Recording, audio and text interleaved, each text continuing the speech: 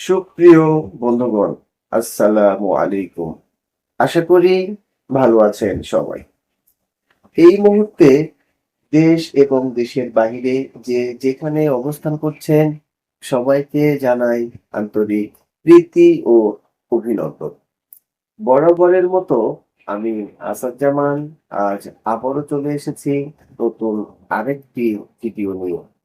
আজকের ভিডিওতে আমি আলোচনা করব এস পাস নিয়ে। তো প্রিয় বন্ধুগণ, আরেকটি কথা না বললেই নয়।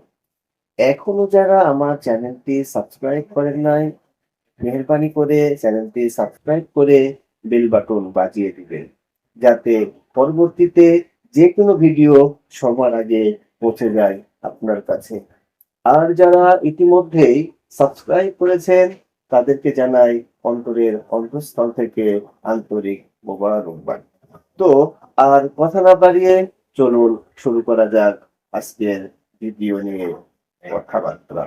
প্রিয় বন্ধুগণ, বর্তমানে বাংলাদেশে সিঙ্গাপুর স্কিলের দাম অনেকটা বেড়ে যাওয়ায় এক কথায় বলতে গেলে বাংলাদেশ থেকে ট্রেনিং করে বর্তমানে সিঙ্গাপুরে যেতে যে পরিমাণ অর্থ এবং সময় ব্যয় হয় তা অনেকের কাছে গ্রহণযোগ্য নয়। তাই সিঙ্গাপুরগামী এক শ্রেণীর মানুষের পছন্দের শীর্ষে রয়েছে বর্তমানে এস পাস সিস্টেম। এই সিস্টেমের আওতায় আপনি যেমন সময় বেঁচে যাবেন তেমনি অর্থও বেঁচে যাবেন। এক কথায় বলতে গেলে অর্থ এবং সময় উভয়ই কম লাগে এই এস পাসের ক্ষেত্রে। তাই এক শ্রেণীর মানুষের পছন্দের শীর্ষে রয়েছে এই এস পাস। প্রিয় বন্ধুগণ, আপনারা যারা এই মুহূর্তে স্ক্রিনে যে ভিডিওটা দেখছেন এটি মূলত আমাদের ট্রেনিং সেন্টারের ভিডিও। এই ভিডিওতে যেসব পোলাপান ট্রেনিং করছে এটা মূলত আমরা তৈরি করছি এস পাসের জন্য। আমরা বাংলাদেশ থেকেই কিছু টুকিটাকি কাজ শিখিয়ে সিঙ্গাপুর সম্বন্ধে তাদেরকে একটি ধারণা দেওয়ার চেষ্টা করছি। বর্তমানে আমাদের একটি অর্ডার আছে সিঙ্গাপুর মেইনকন কোম্পানি ক্যানটেক। এই কোম্পানিতে যে অর্ডারগুলো আছে তার জন্যই মূলত আমরা স্টুডেন্টদেরকে তৈরি করছি।